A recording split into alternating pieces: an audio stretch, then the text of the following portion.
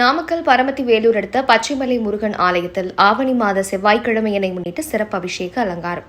நாமக்கல் மாவட்டம் பரமத்தி வேலூர் பொத்தனூர் மேற்கு வண்ணாந்துறையில் உள்ள பச்சைமலையின் மேல் உள்ள பாலதண்டாயுதபாணி சுவாமி ஆலயத்தில் ஆவணி மாத செவ்வாய்க்கிழமையினை முன்னிட்டு பாலதண்டாயுதபாணி சுவாமிக்கு பஞ்சகவ்யம், பால், தயிர், இளநீர், சந்தனாதி தைலம், திருமஞ்சனம், மஞ்சள் பொடி, தேன், நாட்டு சர்க்கரை, கரும்பு பால், அரிசி மாவு, மா, பலா, வாழை, மாதுளை, ஆப்பிள், ஆரஞ்சு, சுத்த அன்னம், சாத்துக்குடி, பேரிச்சம்பழம், திராட்சை, எலுமிச்சை மற்றும் வாசனை திரவியங்களான பன்னீர், சந்தனம், சொர்ணாபிஷேகமுடன் கலசபிஷேகம் போன்ற 27 வகையான அபிஷேகங்கள் செய்து சிறப்பு ராஜ அலங்காரம் செய்து சோடசோபசாரம் செய்யப்பட்டது.